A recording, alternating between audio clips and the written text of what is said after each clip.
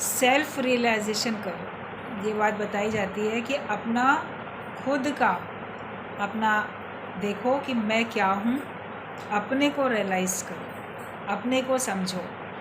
हम सारे संसार को समझना चाहते हैं, लेकिन हम ये कभी नहीं समझ पाते कि आखिरकार मैं हूँ कौन। और गुरु हमको हमारा ही अपना स्वरूप दिखाता है ज्ञान से। वो बताता है कि आखिरकार तुम जो हो, एक मिनट, हाँ वहीं ले जाओ, उधर ही।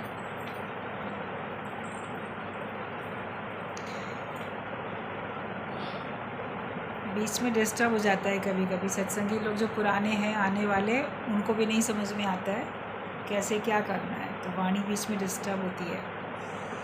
तो सेल्फ का, अपने स्वयं का हमको निरीक्षण करना है, उसको जानना है, पहचानना है। अगर हम अपने को ही नहीं जानेंगे, अपने को ही नहीं पहचानेंगे, तो हम किसी को नहीं जान सकते। अपना रूप पहचान, समझ मन दर्शन, यही भगवान। अपना रूप पहचानो, अपने रूप को जानो, तो दर्शन यही है भगवान का। भगवान को जानने में बहुत लंबा चौड़ा मार्ग है, दूर का मार्ग है, बहुत साधन करने हैं। ये सोच के कोई पार नहीं पा सकता। ये सोच के लोग बैठ जाते हैं निराश होके, पुरुषार्थहीन होके, कि नहीं हमसे तो नहीं हो पाएगा। परमात्मा की प्राप्ति, परमात्मा को प्राप्त करने का कोई साधन हमसे तो नहीं हो पाएगा, या हमें कैसे मिल पाएंगे। गुरु ही प्रेरणा देता है। और वो छोटी छोटी बातें, जो भी बात चल रही थी, छोटी छोटी युक्तियों के माध्यम से हमको वो बड़ा आत्मिक निश्चय करा देते हैं। अभी यूँ देखो तो ब्रह्म ज्ञान बहुत महान है, बहुत बड़ा है। मेन क्या है उसमें कि तू ब्रह्म है, जगत मिथ्या है, ब्रह्म सत्य है। यही तो एक मेन बात है। तुम आत्मा हो, शरीर नहीं हो, यही एक मेन बात है। अपने ब्रह्म भाव में रहो, ब्रह्माकार वृत्ति में रहो, आत्मिक निश्चय में रहो। मान ना मान तू है भगवान, इसी भाव में रहो। तो जब हम ये सोच लेते हैं, पक्का कर लेते हैं, तो हमें जगत हमारे लिए मिथ्या हो ही जाता है। लेकिन फिर भी सबका ये मानना है कि हमको आत्म साक्षात्कार नहीं हो पाता, हम अपने आप को उस निश्चय में नहीं ला पाते। कैसे अपने को आत्मा जाने, कैसे अपने को ब्रह्म जाने। तो जो रोज़ का सत्संग है, उसमें रोज़ की ज़िंदगी में आपके काम में आने वाली बातें, छोटी छोटी बातें वो बताई जाती हैं। व्यवहारिकता की बातें भी बताई जाती हैं। फिर सुनने वाले कभी सोचते हैं ब्रह्म ज्ञान तो बड़ा कठिन होता है, बहुत उच्च कोटि का है। यहाँ तो ना साधारण बातें चल रही हैं, ये तो रोज़मर्रा के लोगों की अच्छी बातें चल रही है। तो ये बातें तो सब जानते हैं, मगर उस पर स्थिति तो नहीं है। बचपन से पढ़ा सुना, अभी तक सब लोग जितनी जिसकी उम्र हो गई है, उतना वो सब सुनते पढ़ते आए, लेकिन फिर भी उस पर स्थिति तो नहीं बनी थी। अपने बारी जब आती है बात तो भूल जाते। तो छोटी छोटी बातें पहले गुरु हमको पक्की करा देता है, फिर वही छोटी बातें आपको आत्मा तक ले जाती हैं। अभी मान लो कोई नुकसान हो जाए, किसी का धन चला जाए या किसी और प्रकार का नुकसान हो जाए, तो छोटा सा पॉइंट है कि सब अमानत है, भगवान की अमानत है।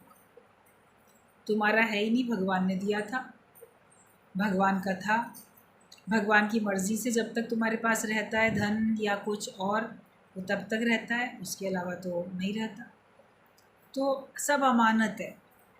आपने अमानत पक्की कर ली। कोई बोलेगा अमानत है, ये बात पक्की कर ली है, कोई ब्रह्म ज्ञान थोड़ी होता है। लेकिन इस बात को पक्का करके ही तो आप ब्रह्म में टिकते हो, वरना तो देह में ही रहोगे। ऐसे बहुत सारे छोटे छोटे अवसर ऐसे आते हैं, या बड़े बड़े परिस्थितियाँ ऐसी आती हैं, जिनमें कोई छोटी छोटी बात आपको उस परिस्थिति का सामना भी कराती है और उससे उपराम भी करती है, और उसी से आप जो हो फिर ब्रह्माकार वृत्ति में टिक भी जाते हैं।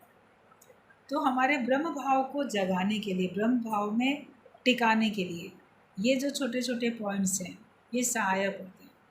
इसी बात के ऊपर वो दृष्टांत चल रहा था कि एक आदमी, उसका बड़ा सा बंगला था, उसने सोचा कि चोर वगैरह ना आ जाए, तो मुझे आसपास में चोरियाँ बहुत होती रहती हैं, तो मुझे कोई अच्छा बड़ी नस्ल का बढ़िया कुत्ता एक ख़रीद लेना चाहिए, जिससे कि वो रहेगा तो वो चोरों को भौंक के भगा दे और उससे लोग डरेंगे भी। गया जहाँ पे कुत्ते बिकते थे, ऐसी भी जगहें होती हैं, पशु जहाँ बिकते हैं। देखो गाय भैंस तो खरीद के लाते ही हो, घोड़ा गधा खच्चर बकरी सब ऊँट सब खरीद के आते ही हैं, हाथी वगैरह। तो ये कुत्ता बिल्ली भी खरीद के आते हैं, वो भी होते हैं, उनकी भी जगहें होती हैं, मार्केट होता है। पशु पक्षी भी आप लोग सब खरीद के लाते हो। तो चला गया एक दुकान में जहाँ पे अच्छी अच्छी नस्ल के बढ़िया बढ़िया कुत्ते मिलते थे। तो एक उसने कहा कि ये बहुत बड़ा अच्छा तेज़ खूंखार कुत्ता है, इसको तो देखकर ही लोग डरेंगे और ये भौंक के भगा देगा, इसके सामने कोई चोर टिक नहीं पाए। महंगा था, उसको खरीद के वो ले आया। लाया तो देखा कि कुत्ता आराम से जैसे रखा गया, तो रात में कभी कोई खटका हो कुछ हुआ, चोर कोई आ सकता था, देखा कि कोई आया भी और वो सो ही रहा था कुत्ता, वो उठा ही नहीं। तो इन्हीं लोगों ने उसको थोड़ा देखा तो बोला ये क्या बात है, आहट हुई कोई खटका हुआ तो इसको भौंकना चाहिए था, उठ के देखता कौन है। तो ये तो उठा ही नहीं, कुत्ता सो रहा था आराम से। तो उसका मालिक जो कुत्ते का था वो बड़ा परेशान हुआ, बोला इसको इतना महंगा ख़रीद के लाए हैं, इस पर इतना हम खर्चा भी करेंगे और ये तो आराम से सोता है, ये तो आहट पे जागता भी नहीं है। गए उसी दुकान पे, बोले कैसा कुत्ता दे दिया तुमने, आहट हुई खटका हुआ तो वो जागा ही नहीं, ऐसे तो कोई चोर भी आ जाएगा अंदर तो ये जागेगा ही नहीं। तो अब क्या किया जाए, इसका वापस लो।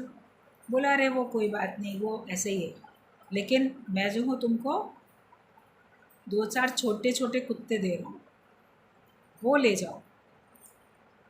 तो वो भी रहेंगे जब, तो वो जब कोई छोटा कोई खटका होगा कुछ होगा तो वो भौंक के इसको जगा देंगे, इस बड़े कुत्ते को वो लोग भौंक के जगाएंगे और फिर ये जाग के उनको भगाएगा। अच्छा अब ये बात है, तो 3-4 छोटे छोटे कुत्ते उसने दे दिए और वो भी ले आया। और छोटे कुत्ते सारे दिन दौड़ते भागते खेलते कूदते छोटी छोटी आहट पे भौंकते थे, और रात में फिर जैसे कोई कहीं भी आसपास में खटका कोई आहट हो, वो छोटे कुत्ते भौंकते थे, उनकी भौंक सुन के वो भी उठ जाता था, फिर वो पूरे में चक्कर लगा के वो भौंकता था, तो तब उनका काम चल जाता था।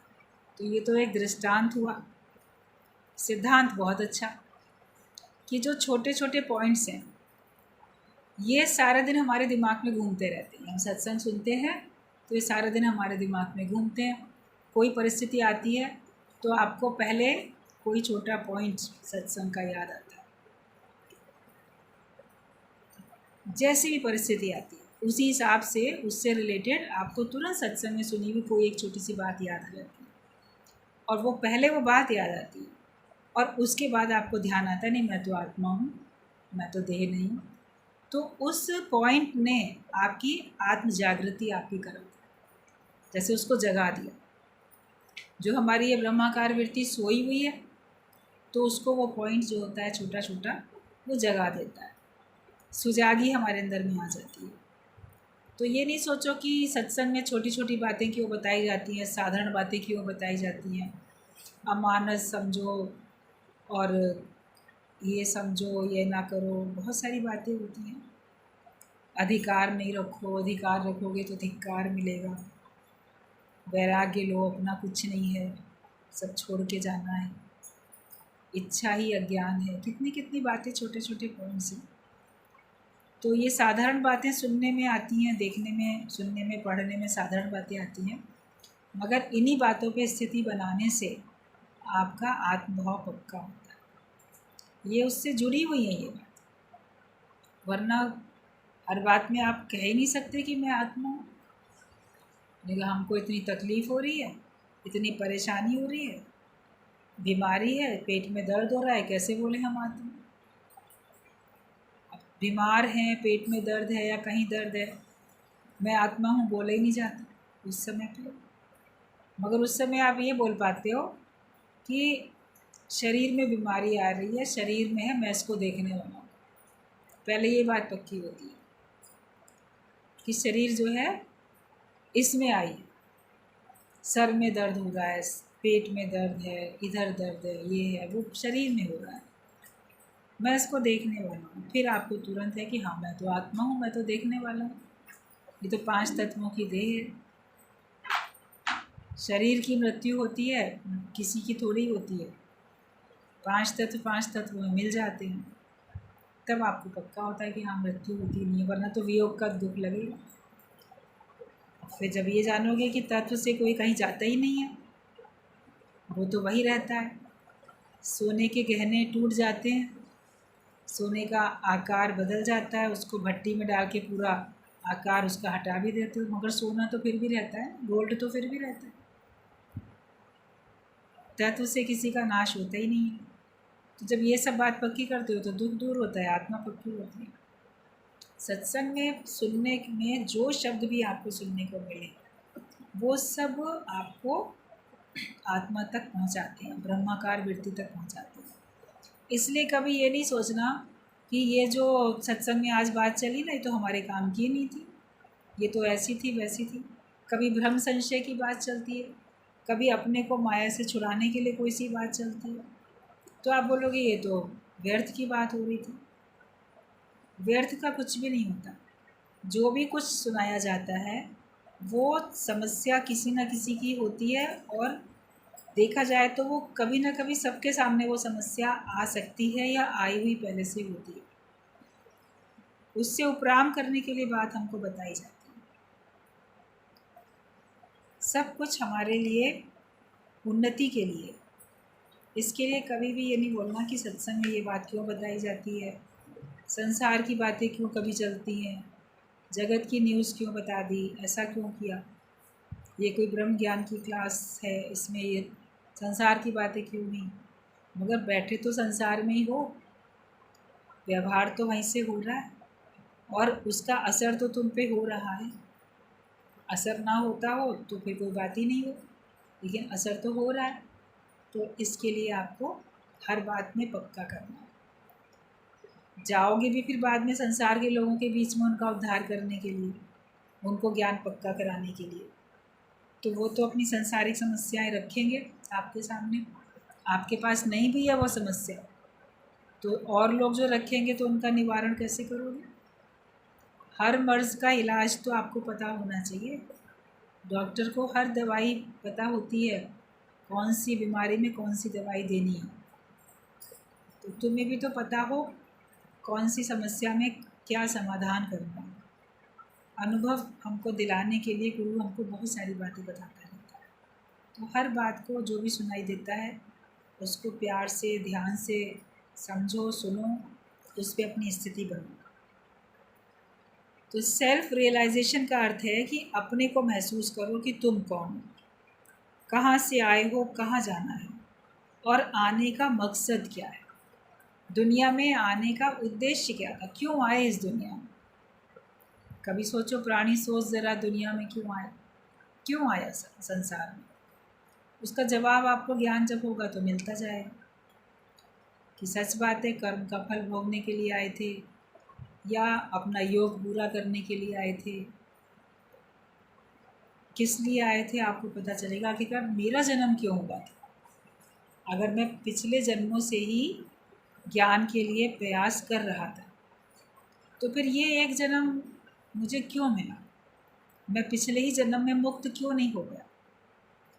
जब आप अपना सेल्फ रियलाइजेशन करोगे तो आपको समझ में आएगा कि शायद इस वजह से मेरा दोबारा जन्म हुआ, और अब मुझे सावधानी रखनी है कि हमारी मनोवृत्ति ब्रह्म से पलट नहीं जाए, वरना फिर जगत में गिरेंगे, माया के घेरे में फंस जाएंगे, तो एक जन्म फिर तैयार हो जाएगा।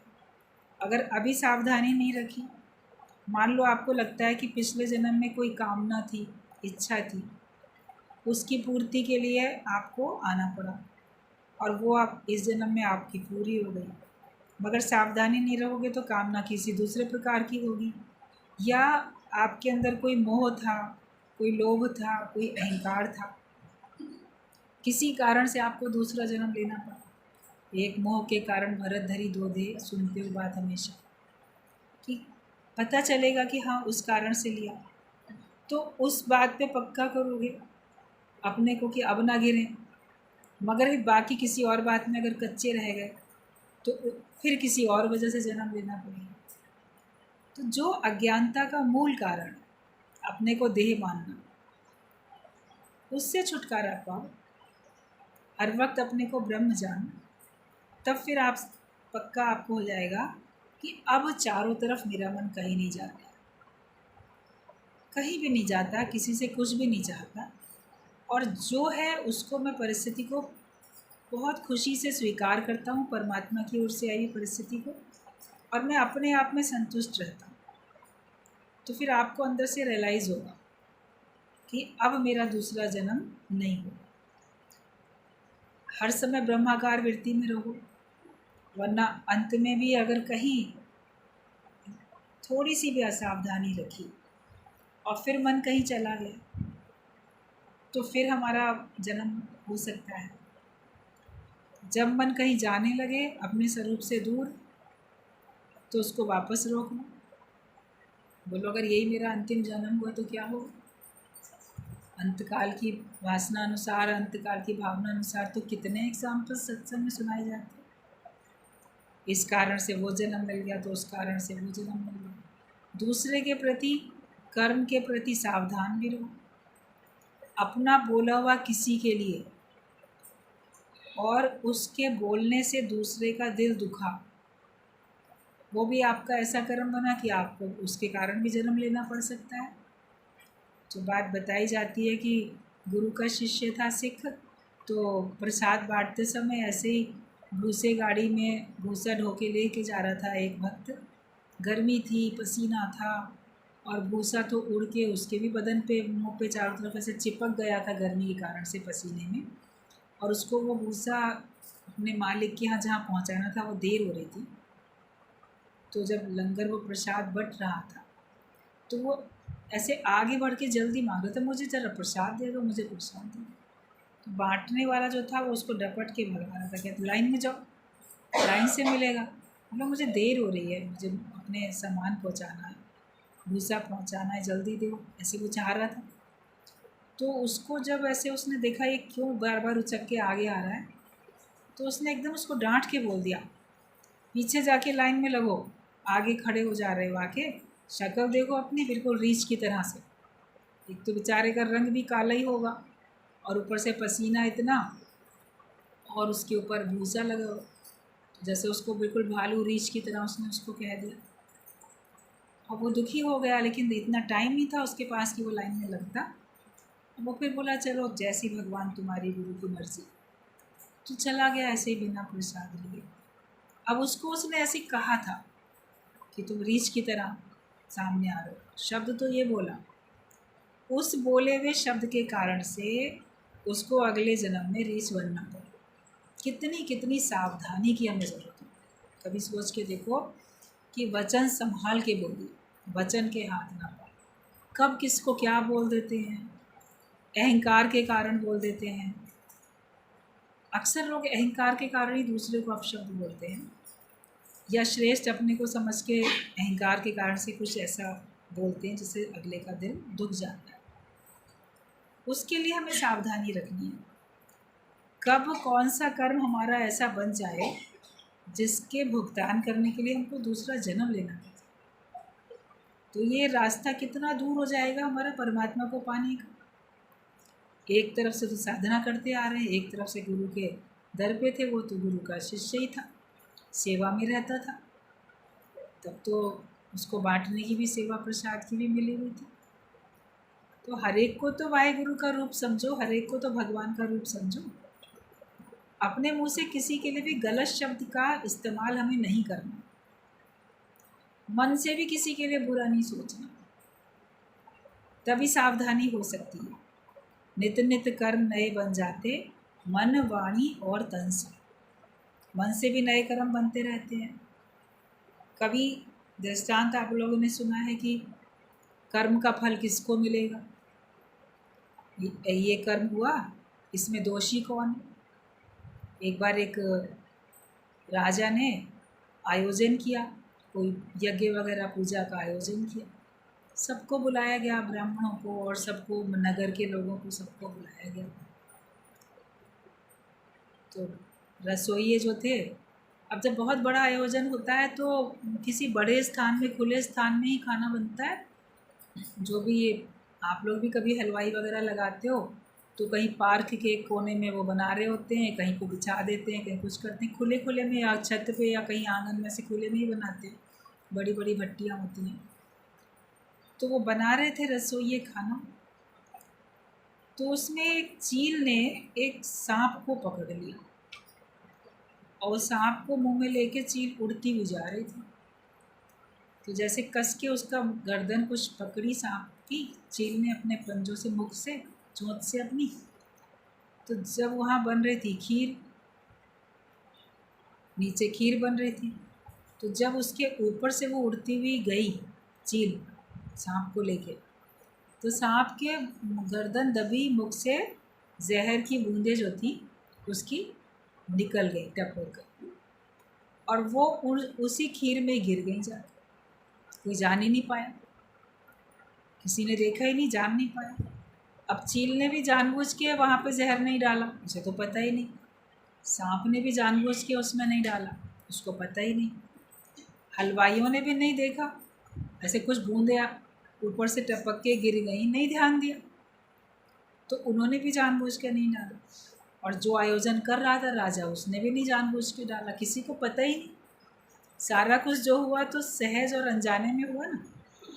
और वो तो खीर हो गई विषैली।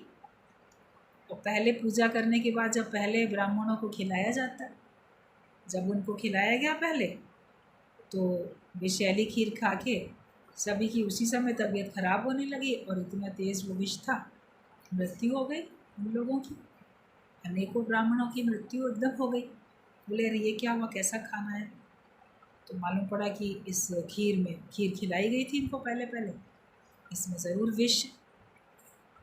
बहुत चारों तरफ बदनामी हो गई, राजा ने बुला के और विषैला भोजन करा दिया।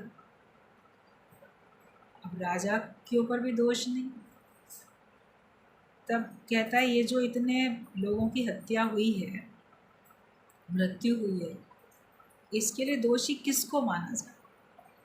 धर्मराज ने कहा किसके खाते में लिखे इतने लोगों का मृत्यु का हिसाब किताब।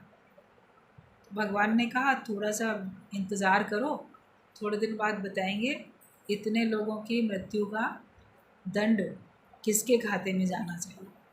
क्योंकि राजा के में भी नहीं डाल सकते, हलवाइयों के में भी नहीं डाल सकते, चील के और सांप के में भी नहीं डाल सकते कि तुमने मारा इतने लोगों को, मर मृत्यु तो हुई है, कर्म का कुछ तो फल किसी ना किसी को तो देना ही पड़ेगा।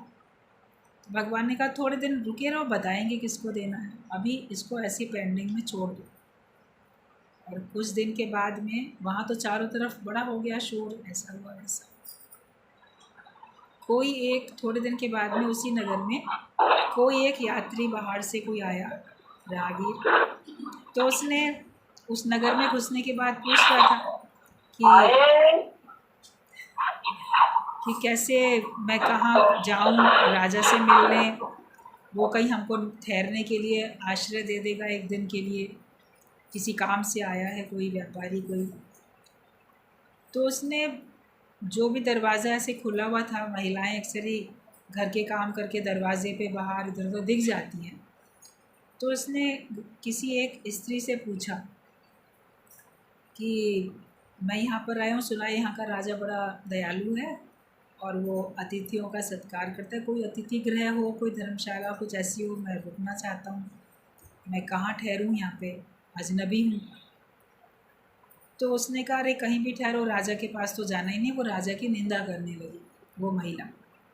कुछ दिन पहले उसने यज्ञ किया था, विषैला भोजन खिला दिया, इतने लोगों को मार दिया, वो तो ऊपर से ही धर्मात्मा बनता है, अंदर से बिल्कुल अच्छा नहीं है, और उसके तरफ तो तुम मदद मांगने जाओ नहीं, तुम और कहीं देख लो। ऐसे करके उसने पूरा जो दास्तान बताई राजा को पूरा दोषी ठहराते हुए, और मतलब कि उसने राजा की निंदा की। उस महिला ने पूरी घटना बताई और राजा को ही पूरा दोषी ठहराया, और उसको कहा कि नहीं तुम कहीं और से मदद कुछ भी लो ठहरने की, राजा की तरफ मत जाना। बोला अच्छा ठीक है, चला गया। तो जब उस महिला ने राजा की निंदा की, तब भगवान ने धर्मराज से कहा उतने सारे जो मृत्यु हुई है उनके लिए दोषी जो है उस किसको वो कर्म किसके खाते में डालोगे? इस महिला के खाते में डालो कि ये ही उतनी मृत्यु की जिम्मेदार है। बोला कैसे? बोले क्योंकि इसने अकारण कारण बिना जाने दूसरे के ऊपर दोष लगा के इसने निंदा की है, तो अब वो दोष जो निंदा जिसने की है उसके ऊपर लगेगा, क्योंकि और तो किसी के ऊपर लग ही नहीं सकता है, सभी लोग तो अनजान हैं। और इसने जान के और जानबूझ के निंदा इसने जानबूझ के की, बाकी तो जो कर्म हुआ वो अनजाने में हुआ, और निंदा इसने जानबूझ के किया, तो वो दोष उसके खाते में लिख दिया गया कि तुमने इतने, तुम्हारे वजह से इतने लोग मारे गए, उतने मृत्यु का जो दंड मिलता वो उस महिला को मिलेगा। तो ये सब जो दृष्टांत हैं, ये सब जो स्टोरी हैं, जो भी कहानियाँ होती हैं, ये हमें सुजाग करने के लिए होती हैं कि अनुमान ज्ञान लगा के भी किसी के बारे में नहीं बोलना। भाई तुमने अपनी आँख से देखा नहीं कि उसने विष डाला है या जानबूझ के डाला है, तो हम क्यों कहते हैं? हर एक की कर्म कहानी वो खुद जानता है, भगवान जानते हैं। हम दूसरे को क्यों कहते हैं कि वो ऐसा है या उसने ऐसा किया, या उसका उद्देश्य ये हो, उसका मकसद ये हो, ताकि हम किसी के लिए मन में भी ना रखें, किसी की बुराई हम अपने मन में भी ना रखें। तभी आपका मन शांत होगा, स्वच्छ होगा, निर्मल होगा। निज सुख निर्मल सोई पाए जो मन को मोड़े मोड़े। मन को मोड़ लो, जगत की बातों से मोड़ के भगवान की बातों में जोड़ लो। एक तरफ से मन मुड़ेगा तब तो भगवान की तरफ जुड़ेगा, वहाँ मुड़ता ही नहीं है, उसी रोड पे उसी गली में चलता रहता है जहाँ पे जगत है, जगत की बातें हैं, माया है, माया की बातें हैं। तो 24 घंटे दिमाग उन्हीं बातों में रहता है।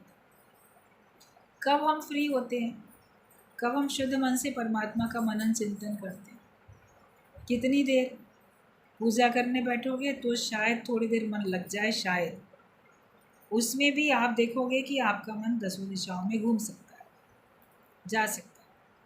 और अगर मान लो पूजा के समय पे आपने, प्रार्थना के समय आपने किसी को चलो नहीं याद किया, भगवान से भगवान की पूजा की, अपने सुख तो मांगे, अपने वालों के सुख मांगे। तो जब अपने और अपने वालों के सुख जिस समय मांगते हो, उस समय अगर आपका कोई शत्रु है तो उसके विनाश का भी ज़रूर मांग लेते। मेरे को सुख तब मिलेगा जब मेरा वो शत्रु नष्ट हो। ऑटोमेटिकली बात आ जाती है ना, अच्छा वो सोचते सोचते आप किसी का बुरा भी सोच ही लेते। या मान लो कि मेरा बेटा फर्स्ट आ जाए, तो ऑटोमेटिकली जो दूसरा होशियार बच्चा है वो फर्स्ट ना आए, सेकंड आए क्लास में, तो वो भी तो हमने एक अपने लिए अच्छा मांगा है, तो हमने किसी का तो अनजाने में भी हमने मांग लिया बुरा। इसको मिल जाए, किसी और को मिले ना मिले, इस प्रकार की बातें भी होती हैं। जो भी ब्रह्म ज्ञानी होगा, ज्ञानी होगा, वो भगवान के शुक्राने गाएगा, शुक्राने में रहेगा, और वो भगवान से भगवान के ही भाव में रहेगा। अगर मांगना ही है तो वो केवल भगवान से भगवान को ही मांगेगा।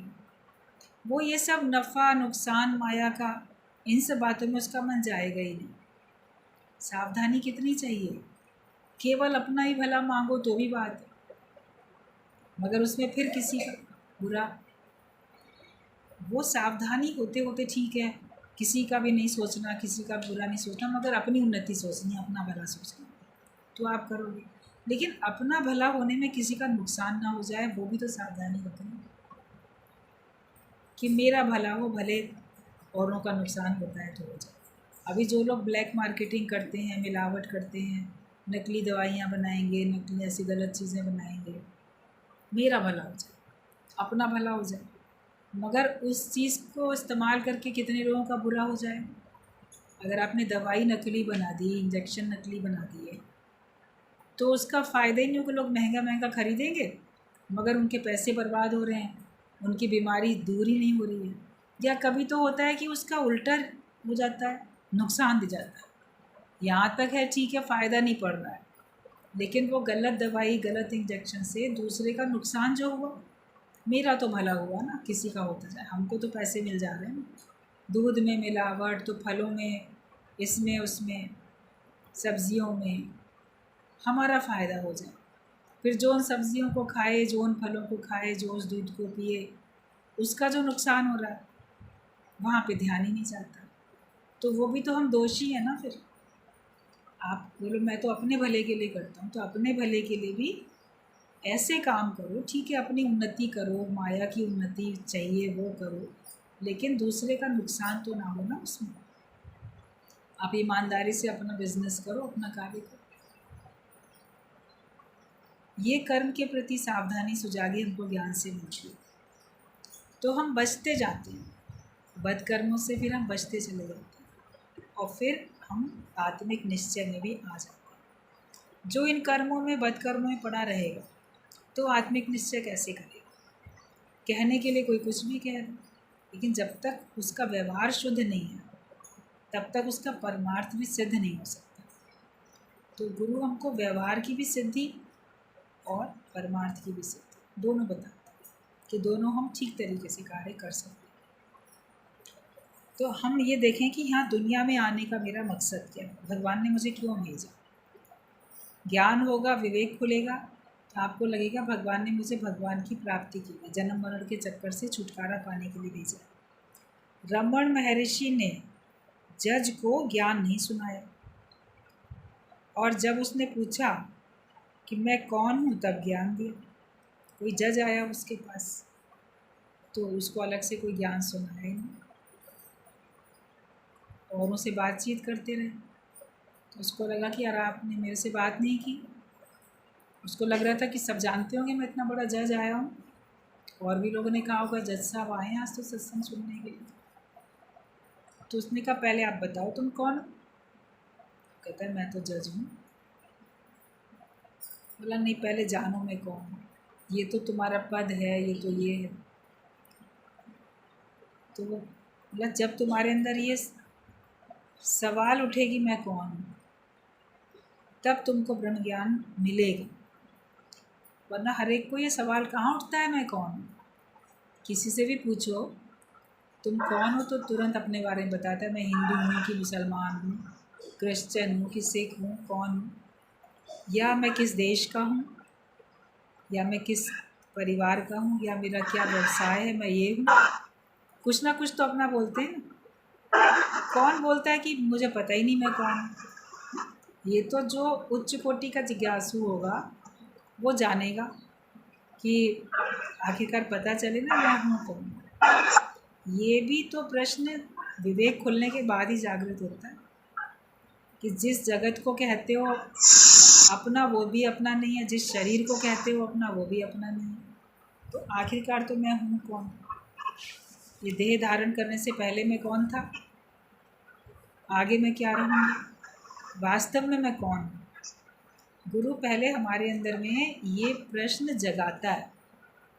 ये हर एक के अंदर में आएगा, आखिरकार अपने को तो जाने कि हम कौन हैं, और तब हम इस ज्ञान को पक्का कर पाते हैं। तो उसको कहा कि जब वो खुद पूछे कि मैं कौन हूँ तब तुमको ज्ञान मिले। जिस तरह मेरा रुमाल मुझसे अलग है उसी तरह मेरा शरीर मुझसे अलग है। मैं ये शरीर नहीं हूँ।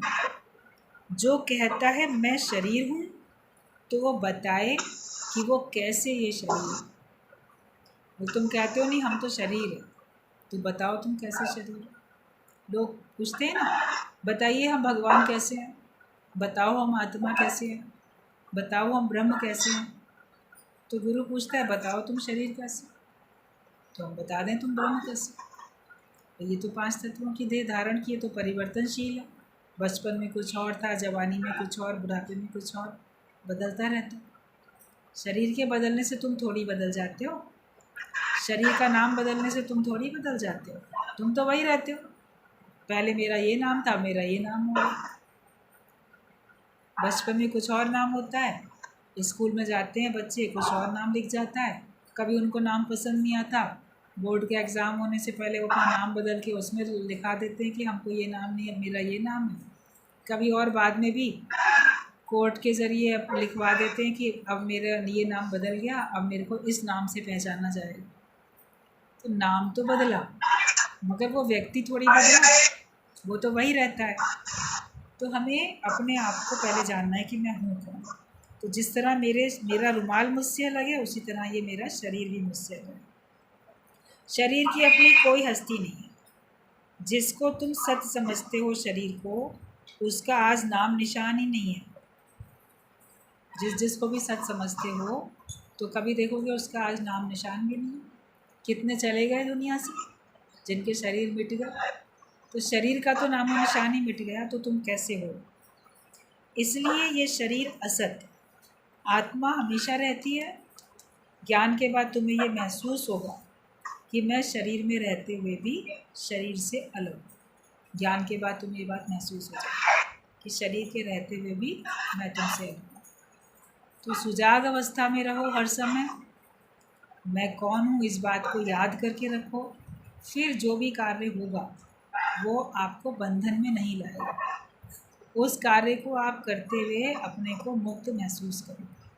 हर समय अपने को मुक्त महसूस करो। मुक्ति का यत्न भी करना है और मुक्त अभिमानी होके, मुक्त होके मुक्ति के आनंद में हमको रहना भी। आत्मिक निश्चय हमको करके रहना है। इस बात की हमको सावधानी हमेशा ही रखनी है। जिन का भी माइक खुल जाता है तो लोग ध्यान नहीं देते हैं। मालती माइक